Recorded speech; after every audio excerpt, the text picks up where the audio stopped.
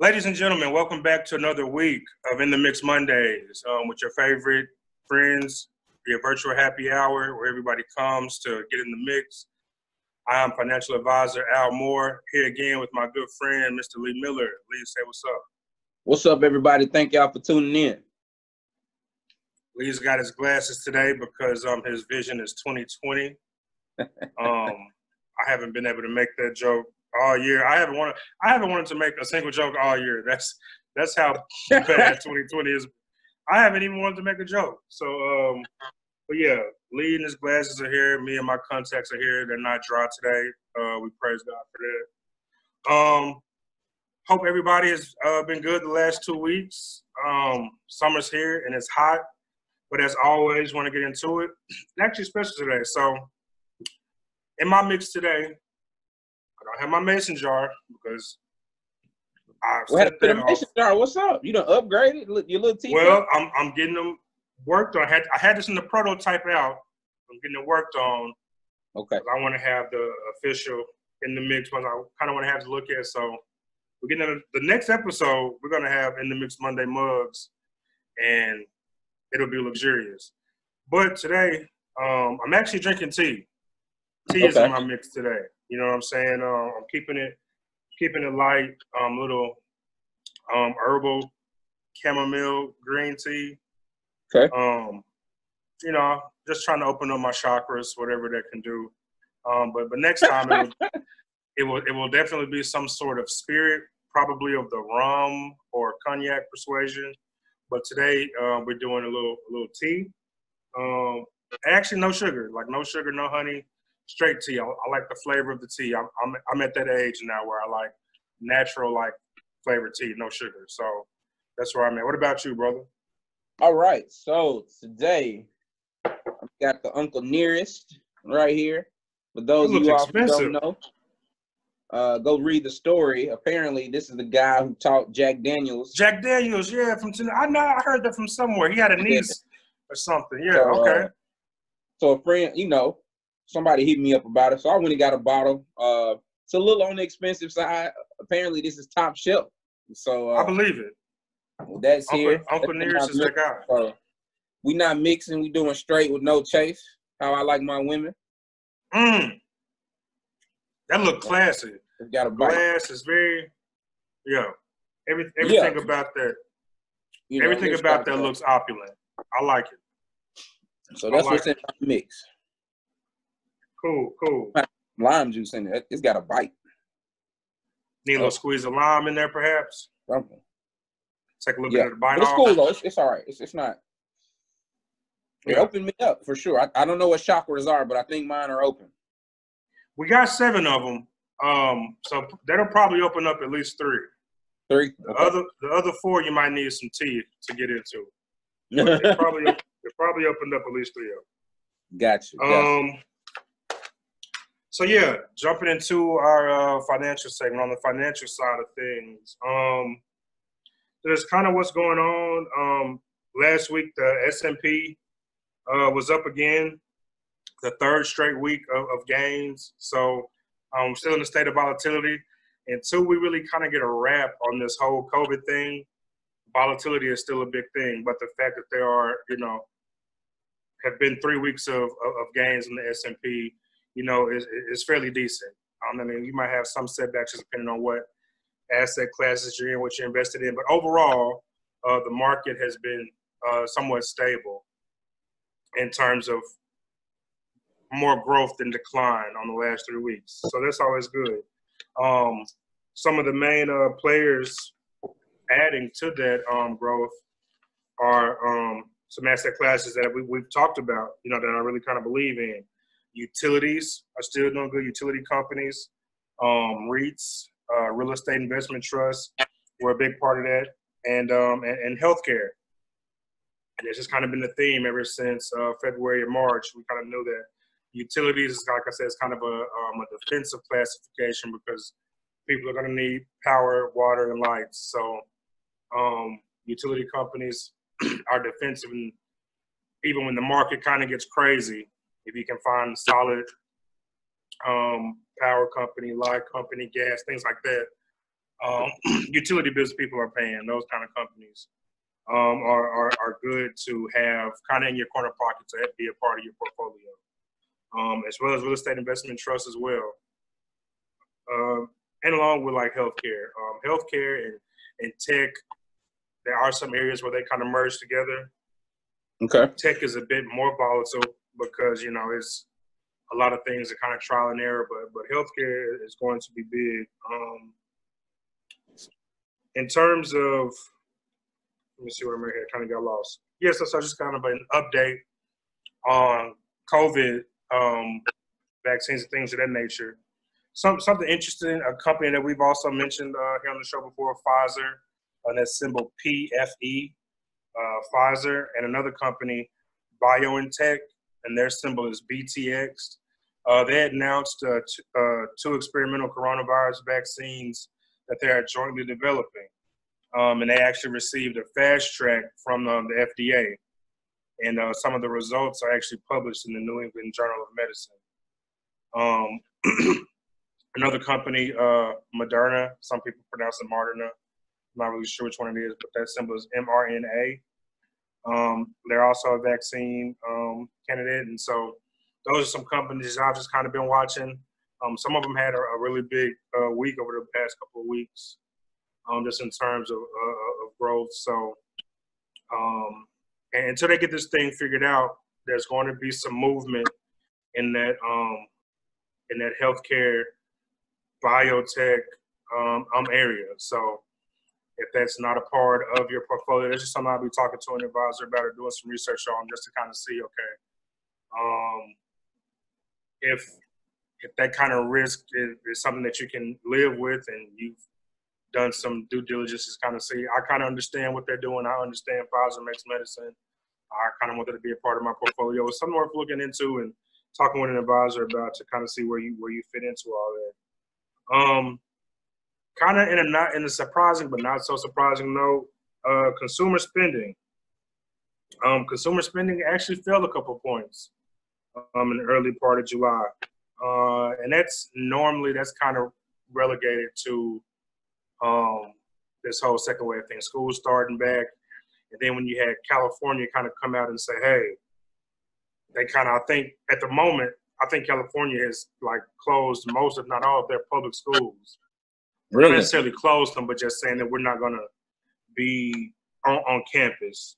Okay. And so things like that was such a big state that kind of sends shockwaves, and then you have kind of different approaches from different states. But something like that triggers people to kind of be weary. And so whenever people are weary, they're going to spend and shop less. So, and just anticipation for that. And then you also kind of have an election thing coming up. So, but like I always say, where there's people who are weary or when there are moments of decline, that's where when you have a long investment window, you can kind of sit back and you can start getting things on discount or on sale, because it's not totally unthinkable that we could have another correction or that we can lose some of the momentum that we had. But the thing is, it's more so important about to think about how long that you have to invest. I'm a big proponent of dollar cost averaging, and dollar cost averaging is just an investment philosophy to where you're just routinely purchasing over time. So kind of regardless of what's going on in the market, you're like, okay, every 2 weeks I'm gonna put $100 into L brands or whatever, just every time.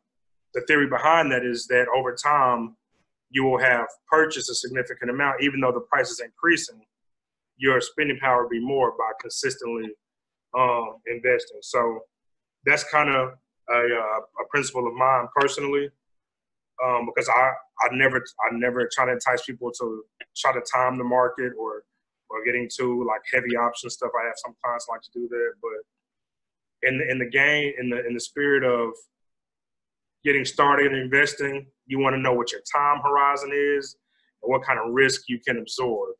What's the time horizon, Al? Because I don't know what you using big words. These $5. So when I talk about time horizon, I'll say, okay, we got Mr. John here. John is a 30-year-old accountant at ABC accounting firm. I said, Mr. John, at what age do you plan to retire? He's like, I'm getting out of here at 68. I'm going to be done. So that means he has 38 years to work.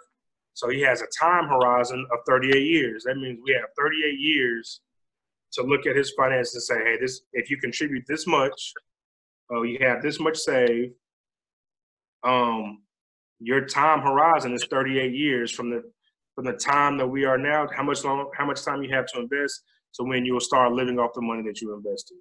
Okay. That's your time horizon. Gotcha. And that's that. And that's the average time horizon. Some people are like, I want to invest for the next 10 years and then I want to have enough money to purchase something. Mm-hmm. So their time horizon may be different, but time horizon basically means how long you have to invest.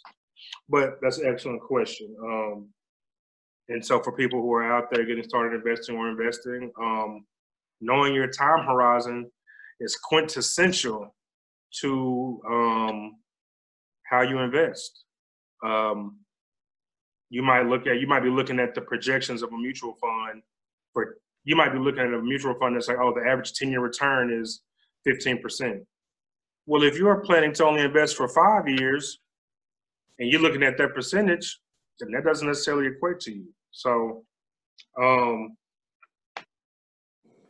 so knowing what your time horizon is and how long you have to invest is definitely something that you want to know when you start investing. And just kind of lastly, touching on that, just some notable gainers, some people who did fairly well last week. A company called Nutanix, that's symbol NTNX. They had a good day on Friday. They were up 8.4%. And it's some rumors floating around that Google could be potentially purchasing this company. So whenever, so I need to go buy some now. That what you're saying? I need to go buy some because Google finna buy them. Is that what you're saying? I'm not telling you that, brother. I'm not giving you any specific advice. But what I am saying, if I was a person who was into tech and into those kind of things and was looking to invest, it's whenever Google wants to acquire a company, it's normally a good company.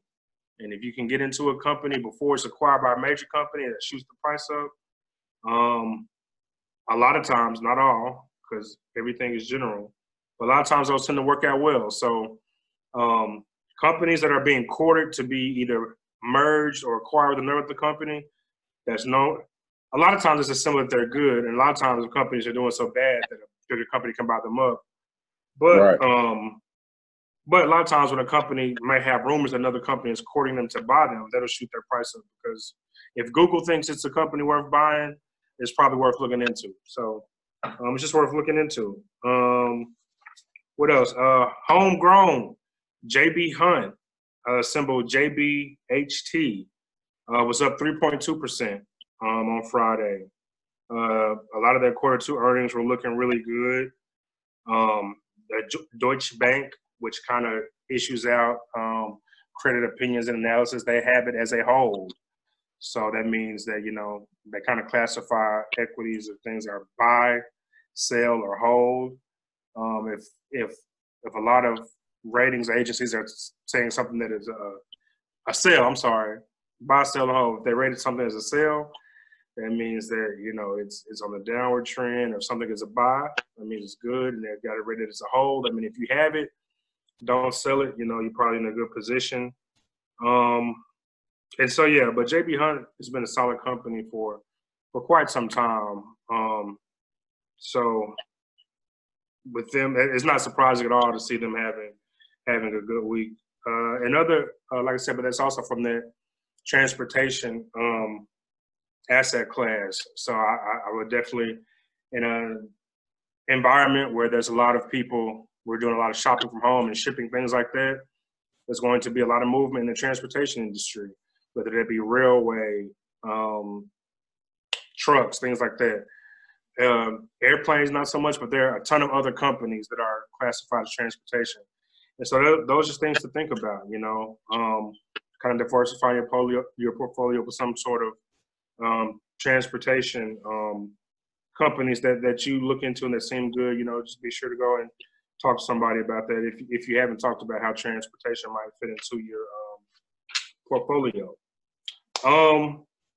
Some people who didn't have such a good day last week, surprisingly. You know what company was down 6.5% that I'm sure Nike. you have used sometime this week? Say what? Nike. No, not Nike. No, those shoes are selling. Netflix. It's down? Netflix was down 6.5%. That symbol NFLX, Netflix. And just kind of some of the takeaways from it. It was downgraded to neutral. And I think some of their Q2 numbers,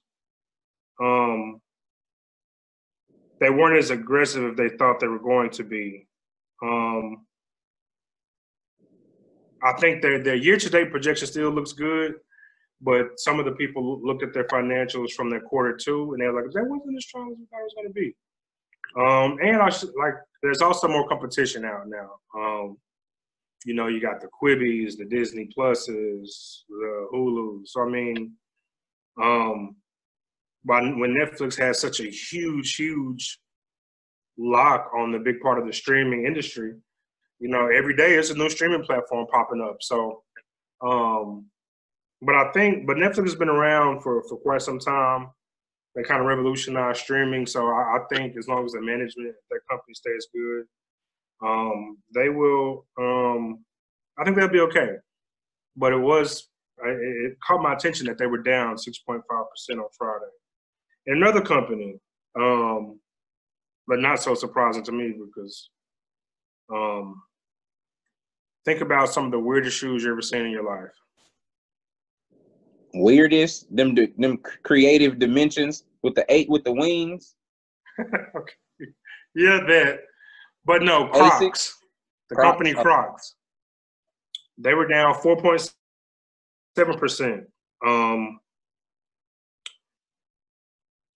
It's just some uncertainty, mostly I think over so apparently Crocs are a big back to school shoe. So apparently, really? Listen, what I've learned working in this industry is that America is a big country, and things that resonate here in the South, like where we're from, like the other vast parts, the middle parts of the country, they really value things like Crocs, and it's a big thing. So kind of a big part of that pullback was, I think their numbers aren't looking so good going into the school season because a lot of parents, and that's something to think about when you guys are thinking about getting into companies that do apparel or clothing. You got to kind of think about some of the uncertainty that you might run up against. If a lot of these places or a lot of states decide that they're not going to have a full return to school, what does that indicate for parents? No school clothes. You can wear your. Why am I going to go buy you school clothes? Right. You can switch this T-shirt out in front of the computer 2 or 3 times a week, and don't nobody see what you got on your feet. So you in here barefoot. Why am I going to go spend money on new shoes and you at home? I didn't think about that back to school shopping, man. Yeah. So when you're saying Nike, so I mean so companies who are heavily based in apparel, I mean, that's just something to think about. If a large part of where that industry gets their boom from is from now up until August. And so if people aren't necessarily sending their kids back to school, how are those companies going to look? So this, is just kind of something to think about. But yeah, so that's just kind of a market update, recap at a glance, if you will, and something I kind of wanted to drop on you before we got out of here. Something that I'm also big on personally are index funds. Now, Al, what is an index fund? An index fund is a fund that just basically tracks a major index. The S&P, is an index. Standard & Poor's. It's like a collection of 500 companies from varying areas that they use to get a general sense of the market. And so what some companies do, they say, okay, we're going to put together a similar portfolio to track the S&P. So their job is whatever the S&P does, that's what we want to mirror. So if you don't have, a couple grand to invest in the actual S&P, you can get into a company that does index funds. And sometimes the initial, the minimum investment on those are cheaper. You might be able to get into for $500, $250, or $1,000 or cheaper than actually having to buy a share of the S&P.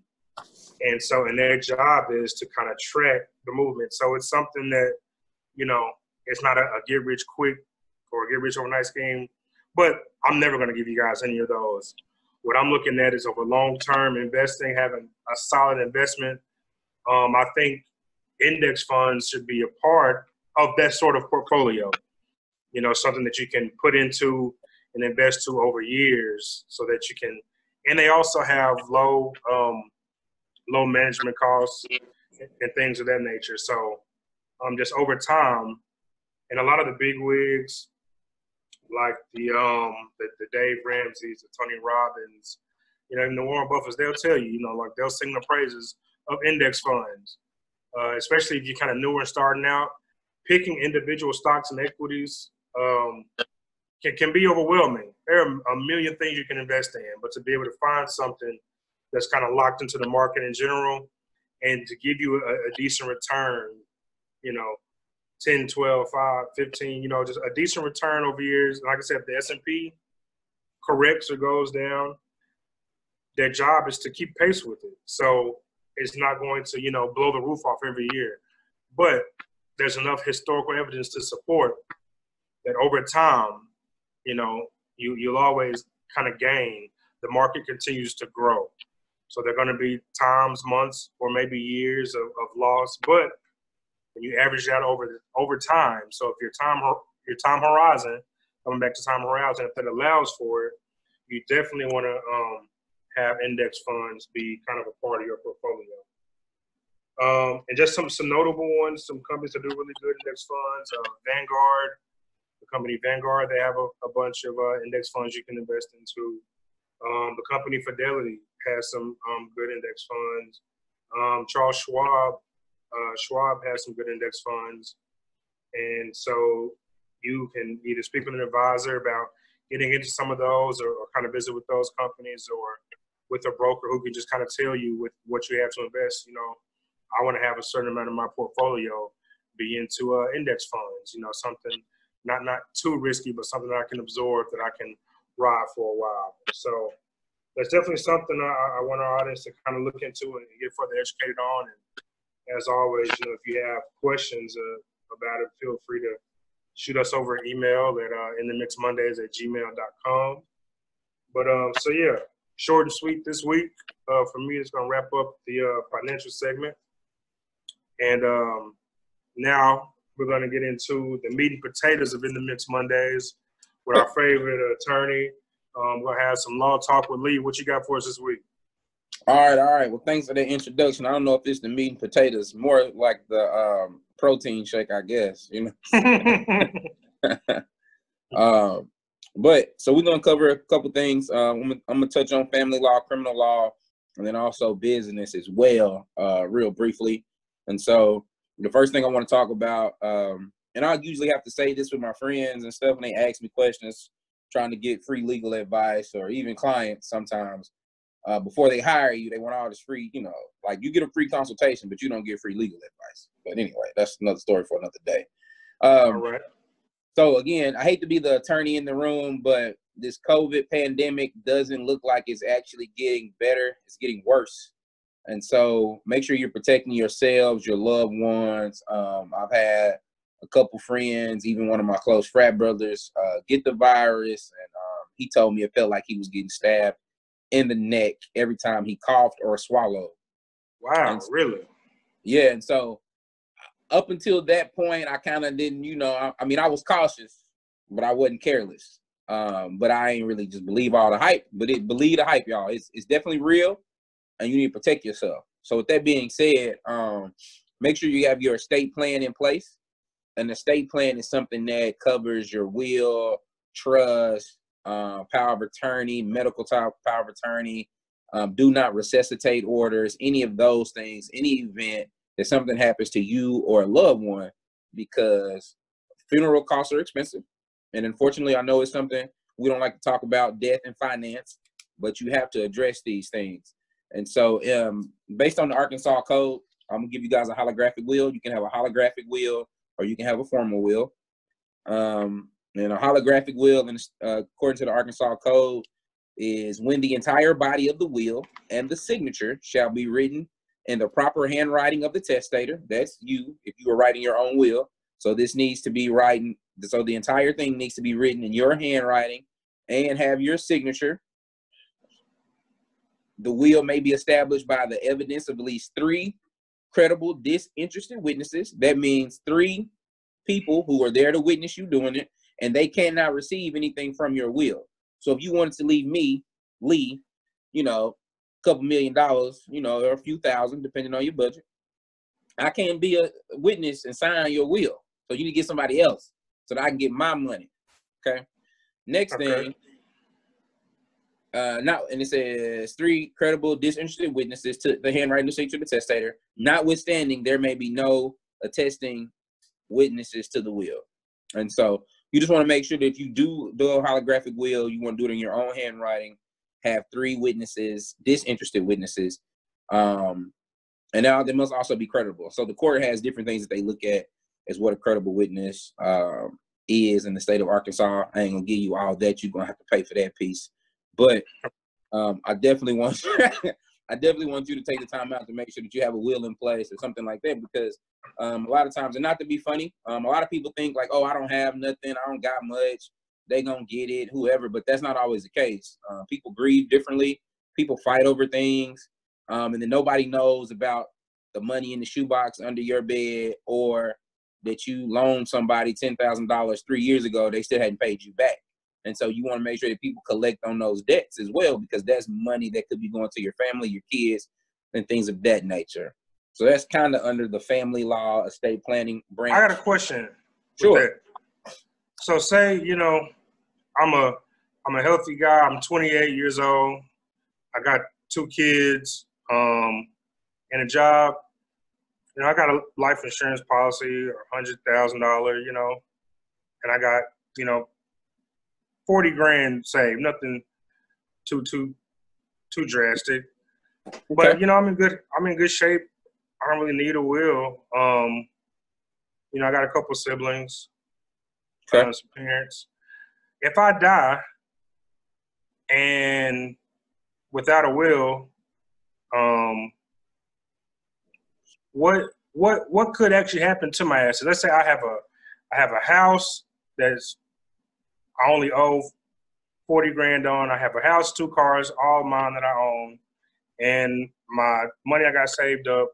Let's say I die without a will. Can't my wife or my kids can't just go in and get it, or what actually happens? Yeah. So if you don't have a life insurance, so first off, let's get a life insurance policy, right? Financial advisor, you do life insurance, right? Right. Okay, so make sure you contact a financial advisor to get a life insurance policy. But if you die with no will, then your stuff goes to probate. Now, some of the stuff will naturally transfer, like your wife will get your things. But let's say that you didn't put her on the deed, or she's not listed, because you know, you, for whatever reason, you bought the house before you guys got married, and so that stuff is gonna go to probate. And so now you got to go to court and fight those things out. And then she can have an elective share once probate gets involved. And ultimately, if she doesn't do what she needs to do, that stuff could be lost to the state. But what if I told my brother verbally, hey man, if something happened to me, you can have this, I got 20,000 in this account you can have. Well, see, can't he just go get it? It's verifiable. So like, how would he, so it's number one, that is terrible, and you should have a will and write that out. Because number one, is not verifiable. Nobody knows that you told him this. He could be lying. I'm not saying that your brother would lie, but we can't prove this happened. Number two, how is he gonna get it out your bank account? Is he gonna steal your debit card from your home where your wife lives and go to the bank and you know what I'm saying? Like, how do you get access to somebody else's account that's dead? Yeah, he can take my death certificate up to the bank and say, "Hey, my brother's dead, and this money belongs to me." So he probably wouldn't even have the authority to go get a death certificate initially, anyway. So that would it would just complicate things, and so you would just want to get that capitalized in a will because nobody's gonna be able to prove that. So this is these are things that I can put in a will to prevent my brother and my wife from arguing over. Yes, and going to fisticuffs, which I've seen two grown men fight over their dad. Their dad had passed over their dad's toaster. It had a lot of sentimental value, and so like you talking about $20,000. Some people could identify with that, but you gotta understand too. Like when you're grieving, it could be anything. This is my daddy's watch. You know what I'm saying? Don't even say. Man, yeah. You can't even say watch around me. You gotta say little clock or something. So, but it's very, very serious. And again, $20,000 to do what? Is this a gift? Are you gifting this? Is this a loan? Is this to look out for his nephews and nieces? Is this for a college fund? See, that statement is just so broad. It doesn't encompass enough for me. So I would want you to put it in the will. Also, if you don't have in your, I don't know if it's in the life insurance policy, but essentially, if the house is not paid for, let's say you went and bought a mansion, okay? Does your wife have the financial backing and the fortitude to make the note? So you want to make sure that you get the type of policy that pays off the house in time of your untimely demise, right? Because you don't want to leave anybody a burden, in my opinion. I mean, some people, they don't care, but you don't want to leave a burden on somebody. She can't make the house note because you were the sole provider. So like that's a whole nother issue as well, making sure that your paperwork is in order. And also people know, like specific people, either your attorney, and even, you know, like you say, you leave money to your brother, you guys go get something in the sign writing, but just telling people stuff, that's not going to fly. It's not. Okay. It's not going to fly. Next thing I'm going to touch on real briefly is child support. There was a new law passed in July so that if you are overpaying child support, underpaying child support, whichever side of that V you're on, when I say V, I mean versus, plaintiff versus defendant, make sure you go and get your child support looked at and reassessed because you could be overpaying or be getting undercompensated in child support. Also, with school activities being, you know, null and void as of late, make sure that you are going back and reclaiming funds or deposits paid for Little League football, baseball. Take that stuff back. We don't know when the world is going to open back up. Take it back. Keep your receipts. True. I didn't think about that. All those things. You know, parents split costs of extracurricular activities. And so ain't no gymnastics happening. You know what I'm saying? You just got to be, you know, be aware of those type of things. Also, they're talking about doing another stimulus. If you're behind on your child support, you won't be getting it. So get caught up and get your arrears taken care of so that you can get your stimulus. I actually met with a client a couple weeks ago. We were able to come to a settlement agreement, and they settled his arrears. And I want to say his ex-old lady. I don't know. I don't want to say his baby mama. What is the proper term? The plaintiff released the defendant. The plaintiff released the defendant of his arrears, and in the event that we get a second stimulus check, he'll be able to get it because we were able to satisfy the debt that he owed. And so that will probably be right on time.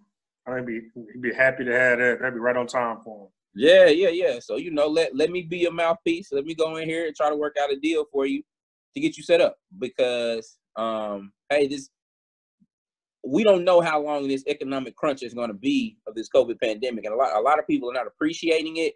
But if you look at your finances, you've probably been spending more money over the last 2 months on different things that you normally wouldn't spend on. Me personally, I've been eating out more. I don't know I know who has access to my card, but my online shopping has went up. No fault of mine. And also like doing stuff for my grandma too, right? Like I'm running more errands, doing more things. So like my gas, I monitor my gas because I got a Shell card or whatever, so I can save on that 10 cents a gallon or whatever. Like I spend more on gas, even though gas is cheaper. I'm buying gas more. So you have to monitor your spending and look at where you're spending your funds. And also, like you mentioned, Al, getting ready for back to school. So, like, although you don't have to buy any new school clothes, you're gonna have to buy some electronics. Make sure your child has a hotspot. I live in Little Rock, Arkansas, so a lot of the state is rural, and so the internet is not as strong. So you might have to fork over an extra $40, $50 a month to make sure your child has the high-speed internet or access to internet, headphones to listen. The world is changing, and people who fail to realize that or appreciate the severity of the change that's happening, they're going to get left behind. And so you really have to appreciate that. I'm one of the people, you know, I still got an iPhone 5.5, and I'm not getting 11. I'm not, you know, but I'm doing in the mix Mondays with my brother Al here. And so I had to upgrade my phone. As y'all can see, I got a tripod stand. You can't see this stuff, but I got a ring. It's you have to adapt. I refuse to get a phone without a home button. You can't take away all the buttons. Like I gave up. It's one button. I gave up the numbers to punch in. It's one button. You said all the buttons. It's one button. But that's the home button. That's the last. The home button is the last frontier. At the point where we give up the home button, it's like we are saying to the aliens, like, y'all win. Yeah, so I'm not gonna do it. I'm holding on strong. Listen, I'm holding on strong. Keeping this home button, my brother. I'm holding on strong. Next thing I'll get into, divorce, right? You just seen Dr. Dre lose multi-millions. And then you have beats. Listen, and then you seen an entanglement with a separation. Not quite a divorce, but you got an entanglement. And so we got to talk about it. So, fellas, women too. I mean, there's no brave new world out here, whoever. If you find yourself in an entanglement during a separation and you die, your wife will get all your things, okay? Because you're still technically married and your children will be provided for. Now, if you find yourself in a divorce and you're divorced, so we are divorced, and then you find yourself in an entanglement with your now ex-wife, everything now stays in the house, and your new, your new girlfriend? Or whatever else you got going on may go to probate. So you need to make sure you got a will in place. And so if I lost anybody, I'm talking too fast, you just listening too slow. So are you telling me that if Mike Lowry had died on the set of Bad Boys 4 while him and Jada were separated, are you saying that August Alsina could have moved into his home and lived there with all of his things? Yeah. I mean, first off, it's a movie. You merged real life with the movie. Because I'm under the belief that our beloved Will Smith has passed, and there's only Mike Lowry left. It's Mike Lowry. Okay. I don't like Will Smith. Will Smith is dearly departed. Now Mike Lowry has to live. Mike Lowry is who my connection is with. Will Smith is but a fond memory. Well, we have to live in real time, in real life. So, had Will Smith passed while still being married to Jada, then all of his things would have went to Jada and the kids. Assuming he had a will and everything in line, everything would have went to Jada. His kids would have been provided for, and then August could just move in their house and live happily ever after in Will's place. Now, if you get there would have been a new Fresh Prince of Bel-Air. Now, if you actually get a divorce, you have to redo. We don't have to redo the paperwork, but you have to go back and make sure that your paperwork and stuff is in order because you don't have a wife. So your paperwork will say, "I leave everything to my wife." Well, you don't have a wife because you were divorced, and so you need to make sure that type of stuff is in order, and realize that marriage is a contract. And people fail to realize this is also a business arrangement. So as long as you're legally married, you don't necessarily have to be living together or doing the things that married people do to make sure that things transpire well on the family side when it comes to divorce court and that type of thing. But you got to be careful with those entanglements and those things because you got to deal with child custody, visitation, child support, blah, blah, blah, and everything else that comes along with that. So you want to be careful if you find yourself involved in an entanglement. Wow. Or if you get a divorce. Fellas, if the stuff, you can't try to hide money or women for that matter, hide money or run up a credit card bill or do anything crazy or outlandish because the judge will frown upon that, especially if you're the reason for the divorce because of adultery or you're abusive, or any of those things. And that goes for both sexes, because there are wives who are abusive to their husbands and vice versa. And so, is Arkansas a community property state? Yes, but what does community property mean? So I use the term marital property because marital property means anything that is gained during the marriage. So if I owned, let's say I had a family business before I met my wife. I had it before I met my wife, and then we got married. But then, due to my lovely wife and her education, I was able to take my $1 million family business to a $10 million business. $9 million of these dollars, she could possibly ask for a portion of that because she helped grow that business. Now, she can't get the business itself, but she's entitled to the sweat equity, quote unquote, that she put into the business to help it grow. Now, she would have to prove that and all those good things. Also, when you buy a house when you're married, that's considered marital property. Now, gifts. Let's say your mom gifted you $1 million to you and your wife. Very specifically, if we pull up the receipts, who did she give the $1 million to? You and your wife. But you're going to say, no, my mama gave that $1 million to me. No, that's not true. So that would be considered marital property, right? So you got to be really careful. Well, I mean, so to say to be careful on the front end means that you are preparing for the worst in the end. And I don't want people to do that. I think marriage is a beautiful thing, and those who want to do it should do it. But also, you just have to understand that it is a business arrangement. And people who fail to realize that, to me, go into it short-sighted. It's definitely a lifetime contract. It's a commitment that you make, and you are exposed. You know what I'm saying? Emotionally, spiritually, financially, educationally, all those things. And so you have to appreciate and acknowledge those things. Because divorce is not the end of the... And also, sidebar, I'm going to the criminal law. I know we said we was going to keep it short and sweet today. Also, understand that divorce is not the end of the world, right? We tried it. It didn't work out. Let's take a break, an official break, and then we can come back to it later. Or you can try it with somebody else. I was counseling a client this week, and she felt like she was a failure because she felt like her marriage wasn't going to make it. And I said, hey, look, you got to make the best decision for you, your kids, your mental health, your financial stability.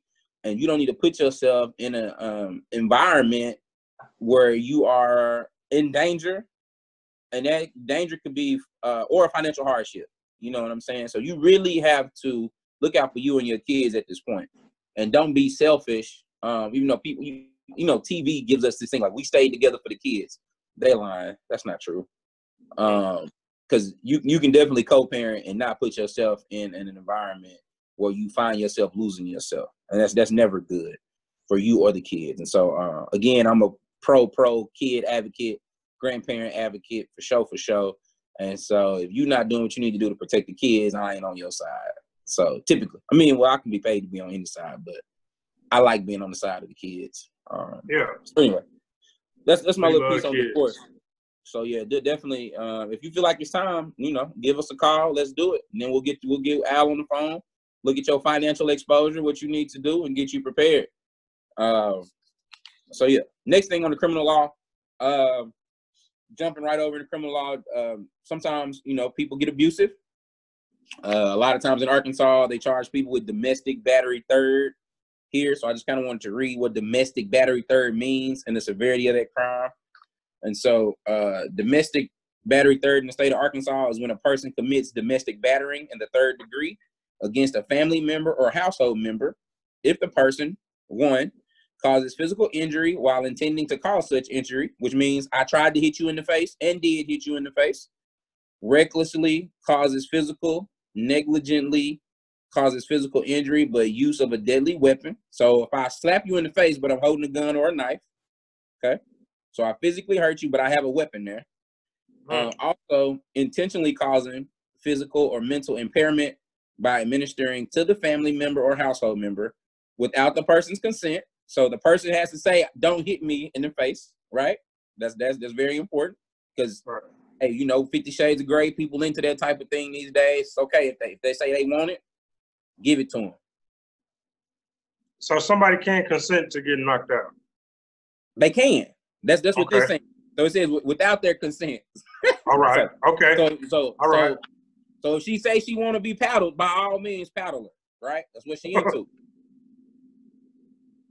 But you got to be very careful and go back and look up what you can and can't do in the law now. Because when you call me because you hit her too hard, I'm gonna say, well, ma'am, did you or did you not ask to be paddled? And she could lie, but if she says yes, I asked to be paddled, then sir, that we're not domestic battery third. We might be domestic battery one. Because a jury might say you shouldn't be paddling people because they're not into that. So it just depends. But it's a brave new world out here. Yeah. And so the domestic battery third is a class A misdemeanor, punishable up to a year in jail. If the defendant knew or should have known that the victim was pregnant, or if the defendant has a previous domestic battering or aggravated assault conviction within the previous 5 years, the new offense is a Class D felony. So if you paddle a pregnant lady or slap one while holding a pistol, it's a Class D felony. So we jump all the way up from a misdemeanor, something that we could work out, to a Class D felony. And Class D felonies is punishable up to about 6 years in prison and a fine up to $10,000. So it goes up really, really fast. So just be careful with that. And keep your hands to yourself, grown people, because although it's a brave new world we living in, you don't want to find yourself in a position to have to defend yourself, because again, being an African-American male, a lot of time in our criminal justice system, you're guilty until proven innocent. And so knowing that, you don't want to put yourself in a position to where you're already in an uphill battle. But it happens. We beat the charges all the time, not to scare anybody, but just to prepare you. You know what I'm saying? But it costs money to go to court. So while you splurging, buying, Italian leather gators and the new J's and iPhones 11s and 12s, go ahead and set something to the side for your attorney, just in case, because just in case normally does happen. Next thing on my criminal law thing, how much time I got, Al? We looking good on time? Next thing, about 2 minutes. 2 minutes, cool. Next thing on my criminal law, I'm gonna just say this. I said this once already. Stop talking to the police at traffic stops. They come knock on your door. Do not talk to the police. Their job is to investigate and put people in jail.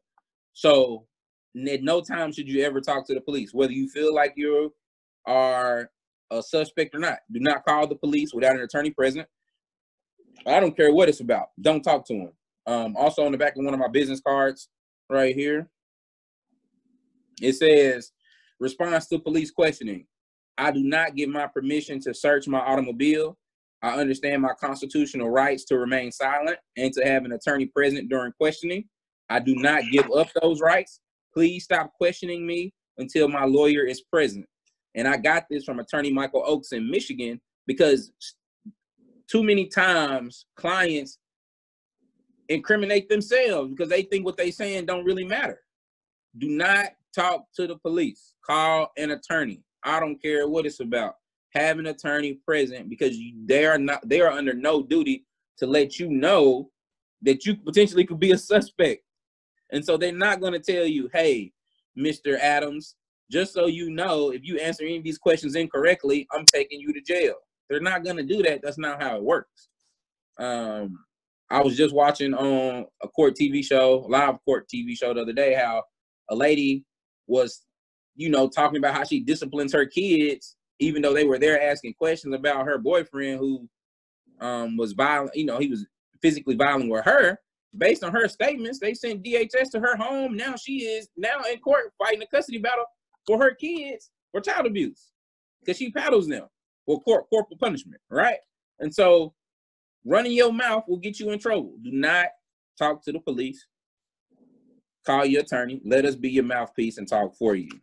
Well, I am going to give you some pushback and play devil's advocate. Okay. Here's my caveat to that. If a innocent person has been hurt, harmed, or killed, and you have information to lead to the capture of of a person who has done something to an innocent person, I would say that you should contact somebody. I'm not saying incriminate yourself. In terms of like traffic stops, yeah. In terms of you incriminating yourself, yeah, have your attorney present. But I do think if there's been an innocent person who has been hurt or harmed, that we always want to keep people who hurt or harm innocent people off the street. Right. But you need to call an attorney because how did this person get hurt or harmed, even though they're innocent? So like, for instance, Al, we go to the gas station. You decide you want to rob the gas station when we get there. Okay. Did I give you a ride to rob the gas station? No, you gave me a ride to go to the gas station. So now I'm an accomplice. I have to defend whether or not I am or am not an accomplice to your crime. Because I told the police, I gave my boy Al a ride to the gas station. He robbed it. Police come stop him. When they get there. Right? Okay.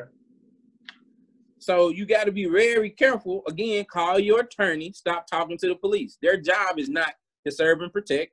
There is court precedence that supports this. Their job is not to serve and protect. Their job is to investigate. That makes sense. But I think what people should pull from that is have your attorney present when you're talking to the police. At all times. Yeah, okay. If you want to be a witness, hey, I just want to tell my side of the story, call me first. Let me hear what you got to say. And then we gonna call the police together. Don't call the police on your own. Because this lady who thought she was calling the police for her abusive boyfriend now is dealing with child abuse charges. Sure. Of her own. Sure, okay. You see what I'm saying? So again, you don't think about these things because you're not supposed to. You're not trained to think about. You know what I'm saying? So it's just you just talking, and before you realize it, you've incriminated yourself. Okay. And so yeah, but no, great question. I appreciate that. And just the last thing, I know everybody's out supporting Black business and everybody's starting new businesses because of the COVID and getting creative. Make sure you have the proper insurance in place, because I would hate to have to come sue you for food poisoning one of our great citizens in the great state of Arkansas, or your delivery driver has a car wreck and you're not properly insured. So now you're bankrupt because you don't have an LLC. You just have a sole proprietorship. So now when I come see you, all your assets are on the line. So I want to advise people to get their LLCs created, call us, get an operating agreement, just to have you some form of protection, because it's a brave new world out here. You want to protect yourself. Protect your assets. Yes, that's what we protect. Thank you, brother. Always a gem. And then also, I can't even read my handwriting on this last one.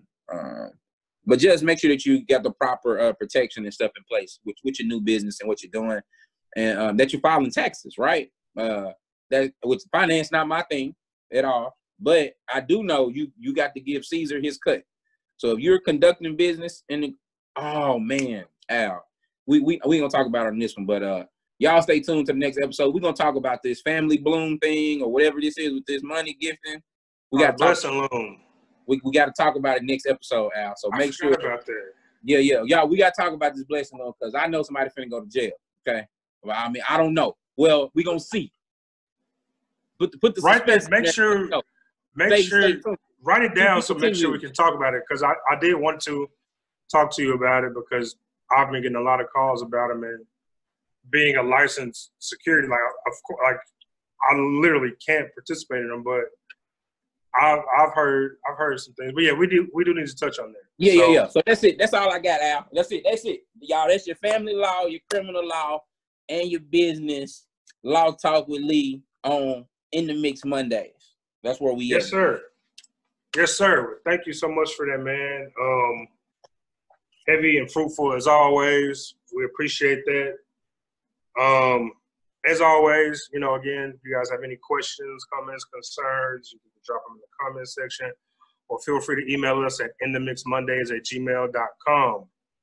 So, and lastly, as we always wrap up here with our Monday Minute, and I can't wait till we get really good, get an actual editor. So we can have a cut and a little graphic that says Monday Minute. like some dope. Monday minute. No, like yeah, I'm like my mind. Hey man, it's crazy. I might have a guy for that. Yeah, we got to get that. We got to get that going soon. But just very briefly, this week's Monday Minute, I want to talk about the power of thought and the power of you. And I'm by no means. Back it up, Al. Say it one more time. So let's say it one more time. Back it up. We'll talk about the power of thought, and the power of you. Gotcha. And like I was saying, I'm not at all the sage burning type guy. I'm not super in touch with the cosmos. I do know I'm a Gemini. You know, that's about as deep as I can go with it. But there is substance in the idea of how powerful your thoughts are. Everything that we see in existence started as an idea before it was anything tangible. The chair you're sitting in, the computer you're looking at, the phone you're looking at, this show in itself, it started as an idea and it has come to in fruition to become an actual thing. We will look back a couple years from now to say like, wow, like look how far we've come, look what all this done, the people we've touched, the people we've impacted. That started with just a single thought of being like, hey man, I have this super dope idea about doing a show together. Like, what do you think? And months later, like now it's a thing. We're in people's homes, you know, all over the country. Empires start with ideas. Destruction of empires start with an idea. It took one person being ticked off and finding other people of their clan to be like, I don't like this either, to tear something down.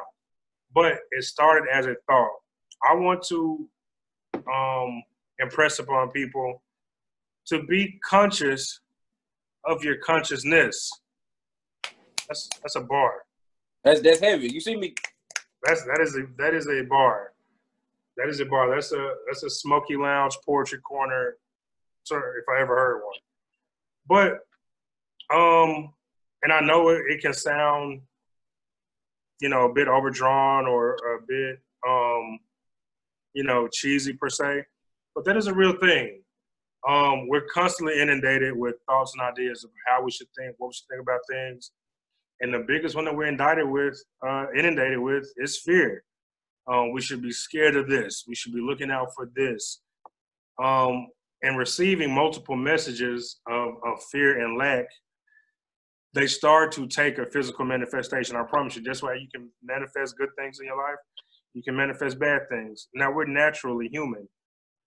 From time to time, we are going to feel fear, anxiousness, loneliness.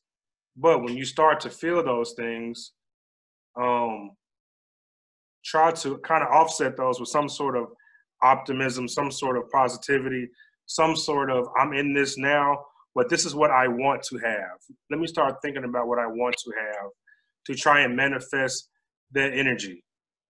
Because the power of thought is real, or the lack thereof. You may be some people are in places that they are because they had a thought and they couldn't stop thinking about it. And they took that thought and they turned that thought into an idea, and that idea turned into action, and that action turned into a lifestyle. And some people bars. Come on, Al. Bars. I'm pulling up from 3, and the rotation is just on. I don't know what's going on here. Drop it. Okay. But and some people are where they are, I surmise, because of a lack of thought. You haven't put enough thought or energy into what it is that you want to do. I'm a firm believer that, man, if you meet the universe halfway, you'll be surprised where you can go. Now, of course, you know, faith without work is dead. There's going to come a point where you have to put boots on the ground. Come on, doctor. You're going to have to put some boots on the ground at some point, but it has to start up here in your head. And you have to work through those ideas or through those manifestations to bring them through to fruition. So I just kind of want to leave everybody with that today. The power of thought and the power of you. Don't let people limit you. Don't let people scare you out of things. You know, an idea is crazy until it works. People thought the idea of Apple was crazy. People thought Google was crazy. Amazon was crazy. And some ideas are crazy. But what doesn't come out in the wash will come out in the rinse. So if it's crazy, eventually we'll know. But, right. I mean, if your soul is unsettled, if you feel troubled, if you feel anxious, man, just start reclaiming your thoughts. Reclaim your own thoughts, man. Log off or turn off or just get it to a place where you can be like, let me center myself and put some good energy into my own spirit. The power of thought, the power of you. So that's what I'm going to leave you guys with this week, man. I hope this hour was worth it. Don't forget, coming soon, we are going to have those In the Mix Monday mugs. Once we get those, I'll print it up and ready to get shipped out. Arkansas Forward is still going on, still going strong. We're still supporting small businesses, local businesses, Black businesses, and we're still pulling together to pull ourselves out of this state where we are as a country and as a culture to just do better, be better, and grow, and just kind of turn these things around, man. 2020 has been crazy, but I think that we can finish strong, man. So that's all I got for this week. Brother Lee, any last words? I think 2020 is exactly what we needed. A lot of times, when people characterize 2020, it's always negative. But some of you guys thought you were comfortable at your jobs. You thought your finances were comfortable. You thought your relationships were comfortable. And so now it's not. And a wise man once told me, pressure bust pipes. And so really are faced with, is your relationship strong? Does your job really care about you, right? Or are you in the wrong field? People are reevaluating their life decisions, their careers, and this is the time to do it. So I think 2020 is exactly what we needed as a people, as a nation, and as a country, because we needed to be shook up. People are nasty and germy. They need to wash there should not be a mandate to wash your hands like that. That shouldn't even been a thing, right? True. And we laugh about the lack of, people stockpiling toilet tissue, but apparently people wasn't using it. You know what I'm saying? When it comes to bleach, how is it all of a sudden now we sold out of bleach, right? Apparently people were not cleaning properly, doing what they needed to do. So I think 2020 is the year to shake up, to get back. People always like to talk about the come up, but I tell you, the strength comes in the comeback story. And so that's where I'm at with 2020. And so I hope everybody is growing from this. And I'll get out of here. I was gonna get on. I'm gonna say it, forget it. So people getting the bonus, and before we get out of here, the bonus with the unemployment, like the extra 600, right? People weren't saving that extra 600 or managing that money properly, which again, if you hadn't been properly managing your money, I can't expect you to miraculously learn how to manage your money properly. But if you getting an extra 600 every week, fam, you had to put 50 to 100 somewhere positive, I hope. And so now we get a grip on what we really need. We need to work on our money management skills. We need to work on that. We need to talk. We need to spend more time with our families. We need to love on our family members a little bit more. We need to go visit that wacky uncle that we got, because tomorrow isn't promised. You're not always going to be able to take that trip. I don't know, man. I just, 2020 to me was just, like the halftime show, right? So you just got to come back out the second half and see where you really at. Regroup. Definitely have to regroup, reassess. So yeah, that's all I got. I want to thank everybody for tuning in. I don't know what our viewer count is, but we have surpassed our initial goal. So we definitely got to thank all the listeners, watchers, likers, sharers, all of that good stuff. So we'll talk about it next episode though, but we got to do something for the people, because I know we was like, we just want 10 people to check us out. We way past that. Yeah, I was surprised at all of it. I think we might select one of our lucky viewers and give them a free In the Mix Monday mug. Okay. All right. We'll reach out to the marketing department and see what we need to do. Absolutely. Well, that's all you got? Yeah, that's all I got, boss. Okay. Well, that's going to wrap us up here for this week's edition of In the Mix Mondays. Make sure you guys check us out, like, subscribe on Instagram, Facebook, and YouTube in the Mix Monday. And also any questions, email us at inthemixmonday@gmail.com. You guys be well, be peaceful, be prosperous, and we will see you next time.